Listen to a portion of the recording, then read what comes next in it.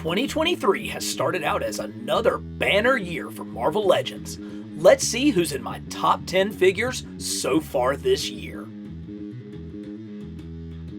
Okay, let's start with a couple of ground rules. First, these are figures that I got in 2023. You may have gotten them earlier, but I didn't. Second, nostalgia is king. I place more emphasis on how these figures make me feel and the emotions and memories they stir up than just their artistic merit. And finally, I can change my mind anytime I want. It's just my opinion, man. Sound good? Let's go. Okay, let's just go ahead and get one thing clear. This Spiral figure is not going to be on the list. Why, you say? Because it is so unbelievably awesome that I just can't imagine at this point anything topping it for the number one spot at the year-end countdown. So we're going to save Spiral, talk about her a little bit later, but one thing we are going to do is talk about a couple of other figures that are from different lines that I've really enjoyed this first half of the year, as well as my most disappointing figure. Not a Marvel Legend, but disappointing nonetheless. So hang around towards the end of the video and we'll dip into some of that as well. Number 10. Yep, that's right. Right off the bat, I'm cheating.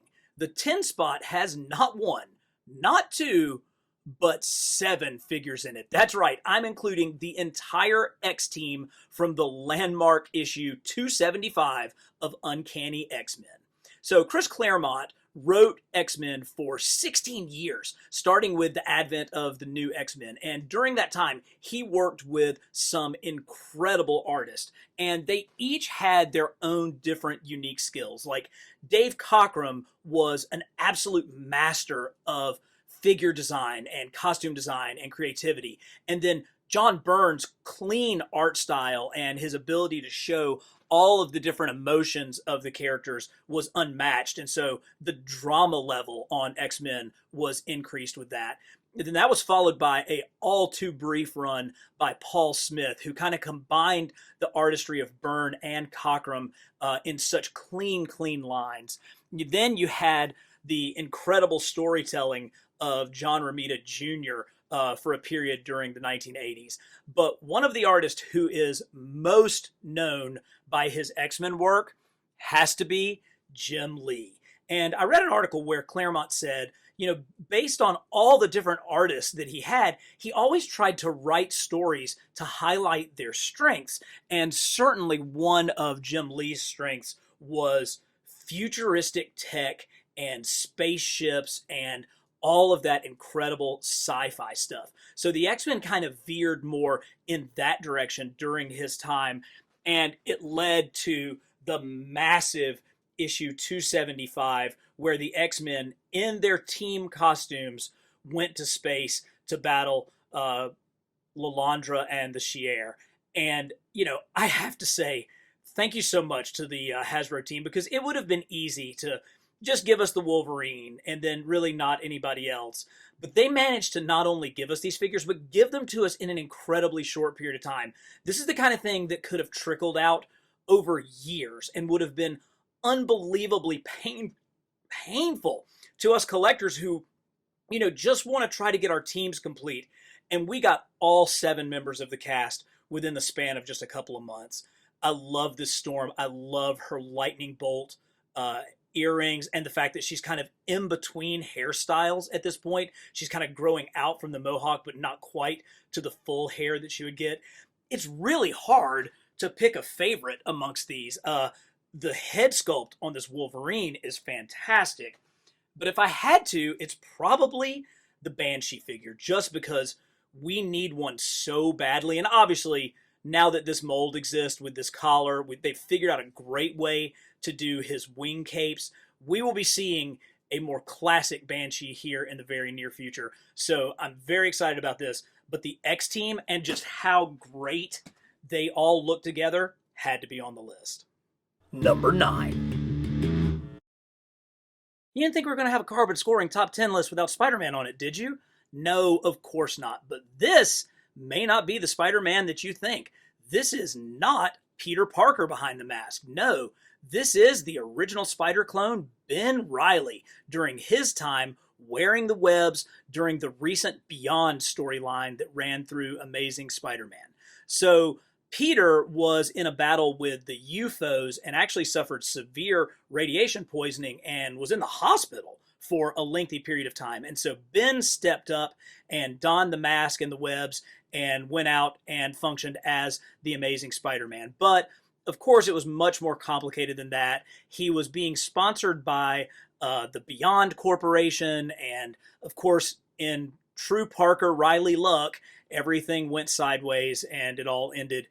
Ooh, it all ended incredibly horribly badly for Ben, which is just kind of how it always ends for my main man, Ben Reilly. But he did get one incredible action figure out of this. First of all, here is our first use of the Renew Your Vows Spidey. So the first use of that figure since the Renew Your Vows set, and it really, really works. Of course, it's got such advanced articulation, toes. This waist movement is really, really good.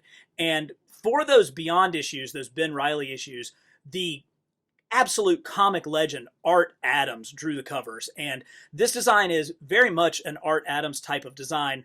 But I have to admit, these gigantic eyeballs, while they are reminiscent of Art Adams, I think they're more representative of Patrick Gleason's art. So you get kind of a mix of Adams and Gleason, kind of the old warrior and the young gun coming together to create a beautiful design. Also, you'll notice that the spider is offset. It's not lined up right in the center. And I think that that's a callback to the original Scarlet Spider figure costume, where on his blue hoodie, the spider was actually coming in at an offset angle. So the asymmetry of that I think is really cool. And I just kind of love how huge that spider is across the back. So the Beyond Spider-Man, the Ben Reilly Spider-Man, the Art Adams, Patrick Gleason Spider-Man, this one is really great and will soon be down in my Spider-Man display in the Secret Lounge. Number 7. Seriously, who is this? Did anyone know anything about Orb before he got made as a Marvel Legends figure? I really didn't. This was not a character that I was very well versed in, and it turns out it's because he's actually a relatively new character. He made his debut in 2008 in a Jason Aaron written Ghost Rider story, so he's one of the few Ghost Rider villains that we've managed to get in the Marvel Legends line. And unfortunately, he was a sad little boy who was born with a giant eyeball for a head. But it does give him some fantastic powers, like the ability to shoot a huge eye beam and some like mental projection spider sensey kind of things. I just love the fact that we got this crazy looking Orb figure with his like Mars Attacks looking gun and his, Evel Knievel looking tracksuit. I mean, this guy is just bonkers, just absolutely bonkers. And this is the kind of thing that I love the Marvel Legends Hasbro team throwing in these lines. They've got to sell Captain Americas and Wolverines and Spider-Men, but when they do, and they can add a figure like this to really beef up and round out, pun intended, our collections, oh, it's just so good. And there's something just so like late 70s, early 80s about this guy. I told you he kind of looks like Evel Knievel, who seems like a great villain for Ghost Rider because of, riding a motorcycle and stuff. But he also has a flair for the very briefly run Marvel comic Team America. So if you remember Team America, you are certainly of a certain age. And it just so happens that Jason Aaron and I are about the same age. So I really wonder if he was, in fact, inspired by Team America when he made and created this bananas, phenomenal, total goofball, giant eyeballed Orb figure. Number 7.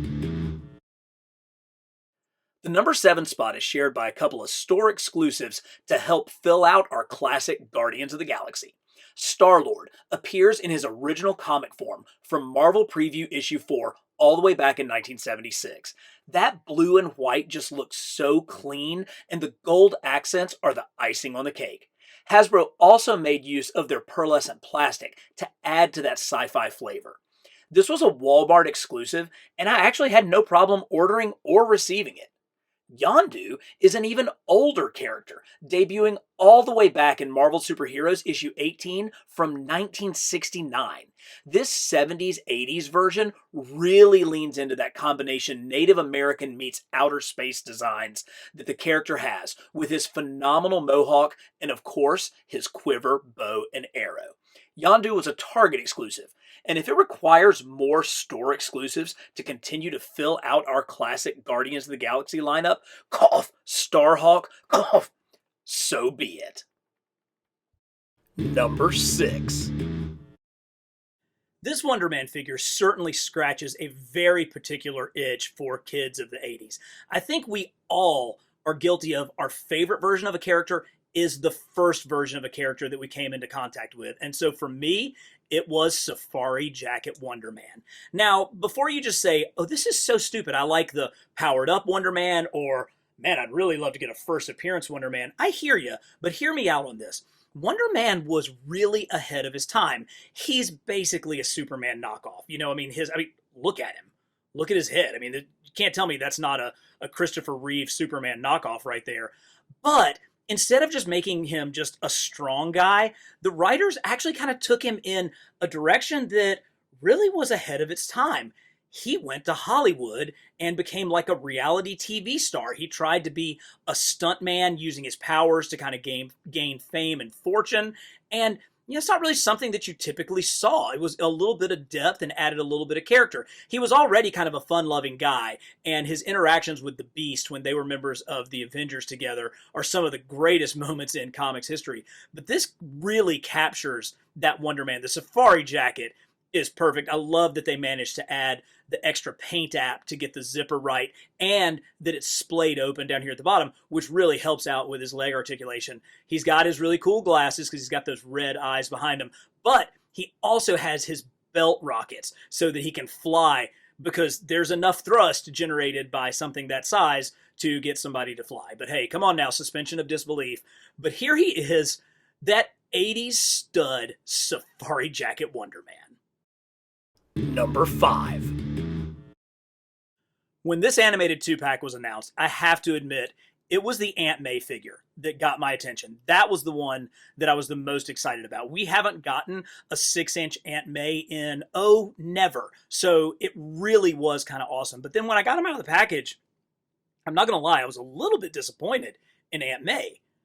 But I was overwhelmed by how cool Doc Ock is. So Doc Ock is here in his Spider-Man animated costume, and it's derivative of his other costumes with the green and the yellow and stuff, but it's very, very specific to that cartoon, and I feel like they did a great job of capturing it.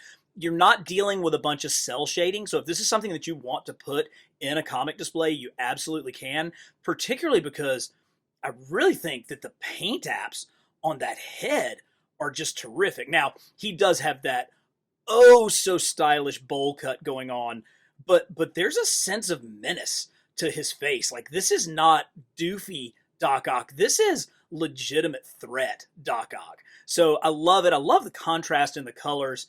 But come on, what are we talking about here? It's all about these tentacles. Oh my gosh, they are so good. They're so long, but they're powerful. They still have enough. They'll hold these bends and hold in place, and there's so much of them that you can do just incredible things. Like I have this one kind of swirling around. You get 2 that have the pincher hands extended, which is really good if you're trying to balance them on them. And then you have 2 with the pinchers kind of closed. And these are like really classic looking. Doc Ock's tentacles have certainly changed from artist to artist, but these really kind of harken back to the Ditko Ramita days, which I appreciate. And of course, as we all know, these are able to come out of this figure and get ported into some of our other comic Doc Ock figures, which, man, that is just brilliant. That's the kind of thing that shows that these guys care about what they're doing with these figures to give us something that not only is gorgeous in and of itself, but is completely useful in another way. All right, what do you think? How am I doing? Have I gotten it right so far? Leave me a comment and let me know. I also have affiliate links to buy these figures down in the description. And if this combo of comics, history, and action figures is your thing, go ahead and subscribe, because we are bringing it to you every week here at Carbon Scoring. And now, on with the countdown. Number 4. Now, I will freely admit that Spot holds his place on this list in part because of nostalgia. Yes, when I first started reading comic books as a kid, Spot was introduced in Peter Parker, the Spectacular Spider-Man. And my little kid brain got the fact that he was a little bit of a goof, but also that he was just so cool. It was such a clean, great look. And you could recognize the fact that this guy was unbelievably powerful. That if he used his powers correctly, he could be virtually unstoppable. And that's what they managed to capture in Across the Spider-Verse. He started out just like you thought, as a complete goofus. I mean, look at this body shape. I love the fact that they went all in on dad bod. I mean, it's almost, my arms are bigger than this, but it's almost like they 3D modeled me to get this thing together. And then the transformation happened. Like during the course of that film, we saw the Spot become the utterly powerful thing that he has the potential to be. So lots of respect for the way that this figure is shaped and how his unusual body shape really reflects his kind of goofiness as a character. But then there's something about that black mask, that black spot right across his face that kind of leads me to know there's a lot more coming from this guy than we've seen so far.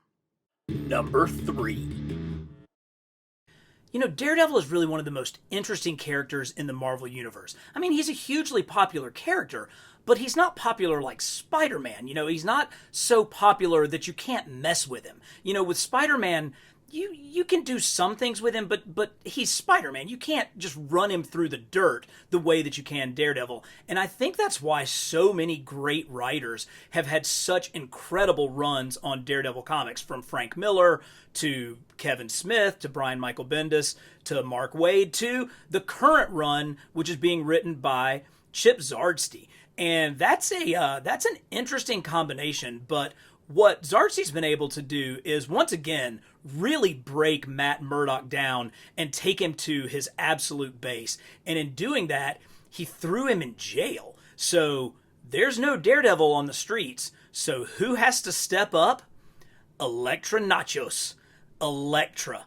Electra comes through and decides to don the mask and defend Hell's Kitchen as Daredevil. And this gorgeous figure perfectly represents the art of Mario Cicciavetta, who, I'm probably saying that 10 times wrong, but has been the artist on the title. And it's really cool that we actually got this figure while this book is still out. This is still what the Elektra version of Daredevil looks like.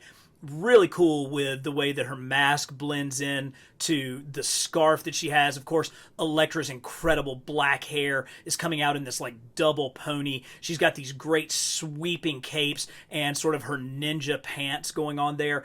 It's a really, really interesting take. And of course, Elektra has had to make some real changes while wearing Daredevil's suit. She's vowed not to kill. She's vowed to do things the way that Matt would, which is kind of difficult when your main weapon are size. But this is a very modern version. Like I said, it's a book that the storyline is still on stands right now, which makes it very impressive with the lead time that we're able to get a figure in our hands while the stories are still being written. But if you're not reading Daredevil, I would encourage you to, because it has been a very entertaining run and one that will go down in the history of Daredevil stories as one of the greats. Number 2. Back at the beginning of this video, I mentioned how Chris Claremont, when he was writing the X-Men, would play to the strengths of the artist he was working with, and there may have been no better character designer than Dave Cockrum. From the Legion of Superheroes to the all-new X-Men, Cockrum's design influence is unparalleled, and there's no better example than Corsair, Christopher Summers, father of Cyclops and Havoc, leader of the Starjammers, and all-around badass space pirate. This figure exudes cool, from his cutlass to his space pistol to that mustache that has had more success with the alien ladies than even Captain Kirk. Pair him with the Build-A-Figure Chode, who comes with his furry pet Kree, and we are 3/5 of the way to a complete Starjammers. Fingers crossed for Hepzibah and Raza. Oh, and for all those complaining that Chode isn't perfectly on model because of the reuse of parts, well, I hear you. When you get that thing on your shelf and in your display, you will be so psyched to add it to your collection that you won't even know the difference. So before we hit the top spot, let me give you some of the non-Marvel Legends highs and lows from my collection thus far in 2023. And definitely some of the highs have been Super 7's reaction line. Just the breadth of the type of things that they're coming out with. As a 1980s skate rat, I have loved these Powell Peralta figures. They're based on the artwork of the decks from the Bones Brigade, and they've actually already released 2 series. This is the Lance Mountain that was the skateboard deck that I grew up skating in the 1980s, and it's got that future primitive graphic, and you actually get that graphic in action figure form. So sweet. We've gotten Tony Hawk, Mike McGill, Steve Caballero, Tommy Guerrero, Rodney Mullen. Fantastic. During the pandemic, my kids binged a whole bunch of shows, and one of the ones that they really loved was Parks and Recreation. Now, I haven't gone all in on this line. You can see they've done a lot, but I had to get Lil Sebastian. He is 5,000 candles in the wind. But my favorites so far have been the Black Hole figures. So these are the action figures of the Black Hole that we just didn't get as kids. We've gotten the 3 main droids in the series. Here's Old Bob, the beat up one that was like a Canada exclusive in the original 70s line, is going to set you back 4 figures if you try to get it on the aftermarket. Of course, the evil robot Maximilian, and you can just see the menace in this thing. Oh, it's so good. And the hero of the show, the philosopher Vincent. Look at how great that thing is, and look at how fabulous this packaging is, with each one mimicking the toys themselves. If you guys would like to see me do a deep dive into the Black Hole, I'm kind of itching to do it. Let me know about it in the comments. And the figure that has been the most disappointing so far is the Mafex Thor. Now, I was worried when I first saw the solicitations. You know, the Mafex figures are a little bit of a different scale, and I was afraid that Thor was going to come in too small to really fit in with my Marvel Legends lines. Well, that's true. He's definitely on the smaller side, which is not their fault. He's in scale with their other figures. It's the lack of any kind of paint wash. He's just so flat. It just really was disappointing for something that I was looking forward to so much. And now, back to the countdown. Number 1. I mean, you knew it had to happen. But which one of these 3 is the number 1 figure thus far in 2023 for Marvel Legends? Is it the Tom Holland version of Spider-Man, which is truly a really nice figure, but in all reality, it's just kind of an upgrade of a figure that we already had. Now, it's a significant upgrade. Painting the black lines in really does make a big difference on the look of this figure, but not enough for him to earn the top spot. Is it the man who brought Spidey to prominence on the big screen? Is it the Tobey Maguire Spider-Man? Now, this is a good figure. There was a little bit of concern about, did he have too much of a dad bod? And there's still some questions about how far apart these eyelets are, although it's fairly movie accurate that they're a little bit farther apart than we would like. The problem with this figure is there were so many great figures made of Tobey Maguire back in the Toy Biz days that this one, while really good, may not even be the best Tobey Maguire Spider-Man. So no, it's an obvious answer. The number 1 spot, the absolute best new Spider-Man figure, is this all-new Andrew Garfield Amazing Spider-Man. Poor Andrew Garfield has gotten the short end of the stick when it comes to number of Spidey movies, when it comes to editing and writing of his movies, but he finally got what he deserves with this pitch-perfect brilliant figure. You know, that Amazing Spider-Man costume is probably the most accurate Spidey suit that we've seen on screen yet, and it really comes alive in this figure. The blues, the reds, the design, that mask that really does look straight off of a comic page. Just fantastic. So I'm excited. Hopefully a lot of you guys got this 3-pack. I actually gave 3 of these away in a video the other day. So if you haven't had a chance to pick him up, we might be getting a new one here pretty soon. We'll just have to wait and see. But until then, the best figure through the first half for Marvel Legends of 2023, The Amazing Spider-Man.